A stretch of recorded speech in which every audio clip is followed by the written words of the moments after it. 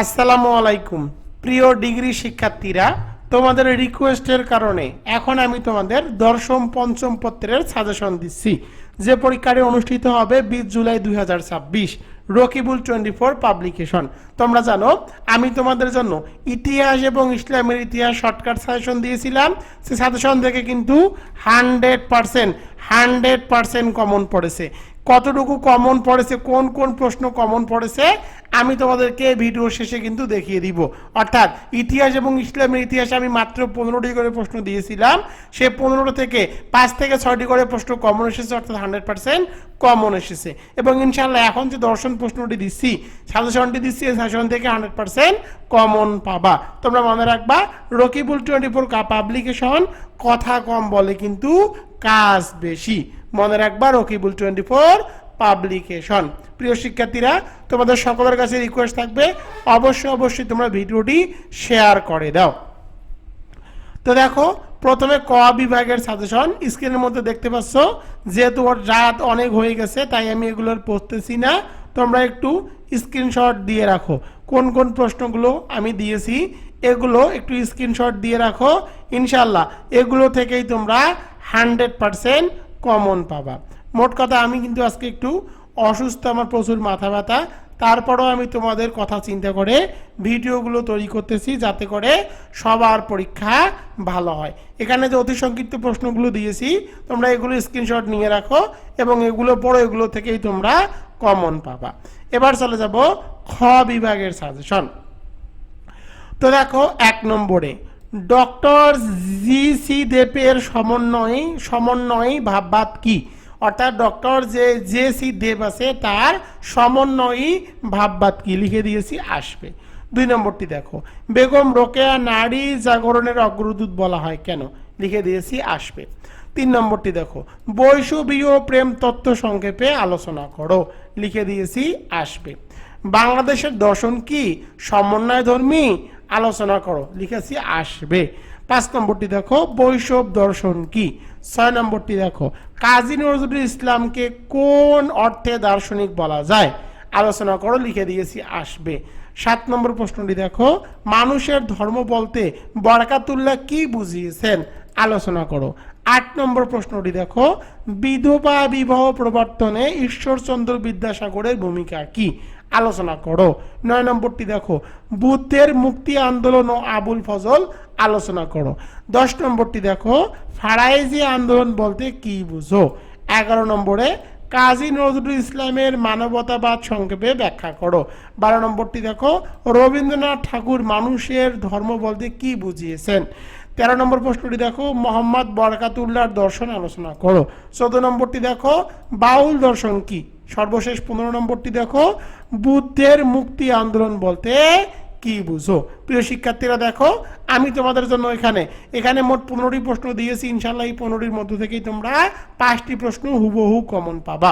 তোমাদের জন্য super shortcut suggestion 1 থেকে 7 ইনশাল্লাহ এই 7টি প্রশ্নের মধ্য থেকে আগামীকালকের পরীক্ষা তোমরা কমপক্ষে হলো 3টি প্রশ্ন হুবহু কমন পাবা। তোমাদের সকলের প্রতি রিকোয়েস্ট থাকবে, অবশ্যই তোমরা 15টি প্রশ্ন পড়ে পরীক্ষা দিতে যাবা। এবার চলে যাব গ বিভাগের সাজেশন। তো দেখো, 1 নম্বরে বাংলাদেশের দর্শনের বৈশিষ্ট্য আলোচনা করো, লিখে দিয়েছি, আসবে। 2 নম্বরটি দেখো, সুফিবাদের মূলনীতিগুলো আলোচনা করো বা সুফিবাদ কি? 3 নম্বরে বাউল দর্শনের মূল তথ্য যেগুলো আছে সেগুলো আলোচনা করো। 4 নম্বরে মানবতাবাদী কবি হিসাবে কাজী নজরুল ইসলামের ইসলামের যে মত সেটা ব্যাখ্যা করো বা মূল্যায়ন করো।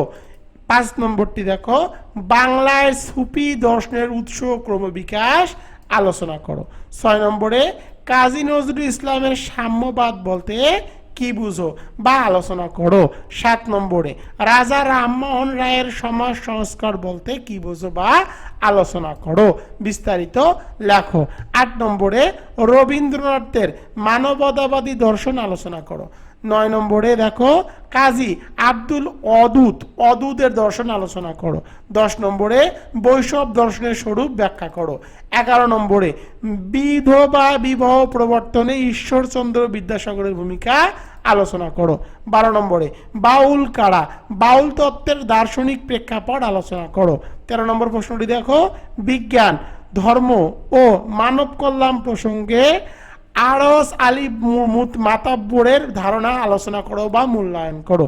প্রিয় শিক্ষার্থীরা, আমি তোমাদের জন্য এখানে শর্টকাট সাজেশন দিয়ে দিয়েছি। দেখো 1 2 3 4 5, 1 2 3 4 5, ইনশাল্লাহ এই 5টি প্রশ্নের মধ্যে থেকে তোমরা 3টি প্রশ্ন কমন পাবা।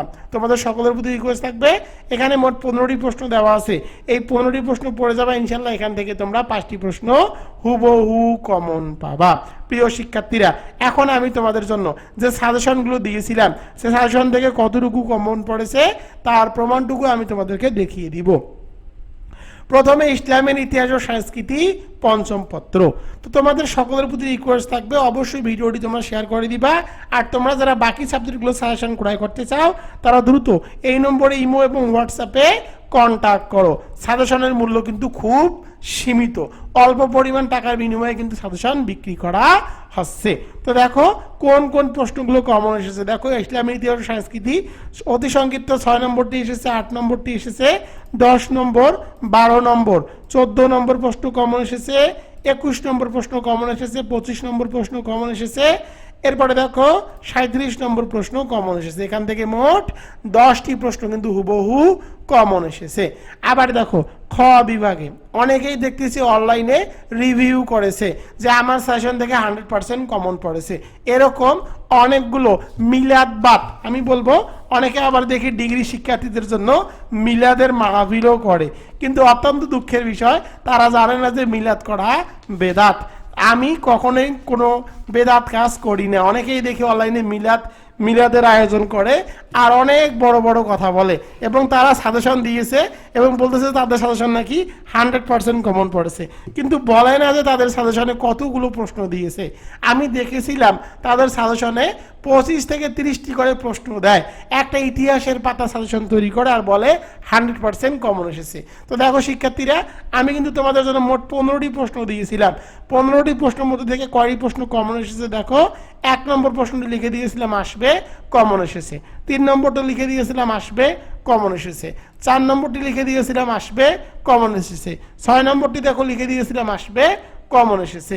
9 নম্বর প্রশ্ন এবং 11 নম্বর প্রশ্ন দেখো খ বিভাগ থেকে 1 2 3 4 5 6, 6টি প্রশ্ন কিন্তু হুবহু কমন এসেছে, মাত্র 15টি প্রশ্ন দেওয়া ছিল। এরপরে দেখো গ বিভাগের জন্য। তো দেখো 1 নম্বর প্রশ্ন লিখে দিয়েছিলাম আসবে, কমন এসেছে। 2 নম্বর লিখে দিয়েছিলাম আসবে, কমন এসেছে। 3 নম্বর লিখে দিয়েছিলাম আসবে, কমন এসেছে। 6 নম্বর প্রশ্ন কমন এসেছে, 7 নম্বর প্রশ্ন কমন এসেছে। দেখো 15টি প্রশ্নের মধ্য থেকে প্রথম 60টি থেকেই কিন্তু 5টি প্রশ্ন হুবহু কমন এসেছে। প্রিয় শিক্ষার্থীরা, রকিবুল 24 পাবলিকেশন কিন্তু কথায় নয় কাজে বিশ্বাসী। তোমরা স্ক্রিনের মধ্যে কিন্তু সাজেশনগুলো দেখতে পাচ্ছ। এগুলো কিন্তু আমি ভুয়া রিভিউ দিচ্ছি না, এর ভিডিও টিউটোরিয়ালও কিন্তু আমি তোমাদের জন্য সাজেশন একদম ফ্রিতে আপলোড করেছিলাম। এই ভিডিওর ফার্স্ট কমেন্টে লিঙ্ক দেওয়া থাকবে, তোমরা সেটা যাচাই করে নিতে পারো। এবারে দেখো ইতিহাস পঞ্চম পত্র কতটুকু কমন পড়েছে। এই সাবজেক্ট থেকেও 100% কমন পড়েছে। দেখো ক বিভাগের জন্য 5 নম্বর প্রশ্ন, 6 নম্বর প্রশ্ন, 10 নম্বর প্রশ্ন। এরপরে দেখো 18 নম্বর প্রশ্ন, 21 নম্বর প্রশ্ন, 22 নম্বর প্রশ্ন, 23 নম্বর প্রশ্ন, 24 নম্বর প্রশ্ন, 30 নম্বর প্রশ্ন, 32 নম্বর প্রশ্ন, 33 নম্বর প্রশ্ন। এখান থেকেও কিন্তু 10টি প্রশ্ন হুবহু কমন এসেছে। খ বিভাগে দেখো খ বিভাগে কয়টি এসেছে। 2 নম্বর প্রশ্ন লিখে দিয়েছিলাম আসবে, এসেছে 2 8 9 11 13 14। দেখো 1 2 3 4 5 6, 6টি প্রশ্ন খ বিভাগ থেকে কমন এসেছে, মাত্র 15টি প্রশ্ন দেওয়া ছিল। গ বিভাগে দেখো কয়টি প্রশ্ন এসেছে। দেখো আমি লিখে দিয়েছিলাম 1 2 3 আসবে, 3টি প্রশ্ন কিন্তু হুবহু কমন চলে এসেছে, তোমরা প্রশ্নের সাথে মিলিয়ে দেখতে পারো। 6 নম্বর প্রশ্ন, 7 নম্বর প্রশ্ন কিন্তু হুবহু কমন চলে এসেছে, 10 নম্বর প্রশ্নও কমন চলে এসেছে। অর্থাৎ দেখো 1 2 3 4 5 6, গ বিভাগ থেকে কিন্তু 6টি প্রশ্ন হুবহু কমন চলে এসেছে। আমি আগেই বলেছি রকিবুল 24 পাবলিকেশন কথায় নয় কাজে বিশ্বাসী। তোমরা যারা যারা বাকি সাবজেক্টগুলো সাজেশন ক্রয় করতে চাও তারা দ্রুত আমার এই নম্বরে হোয়াটসঅ্যাপ এবং ইমোতে যোগাযোগ করো 01744594775। তোমাদেরকে এই কথা স্বীকার করতেই হবে, রকিবুল 24 সাজেশন মানেই শর্টকাট সাজেশন এবং 100% কমন পড়ে।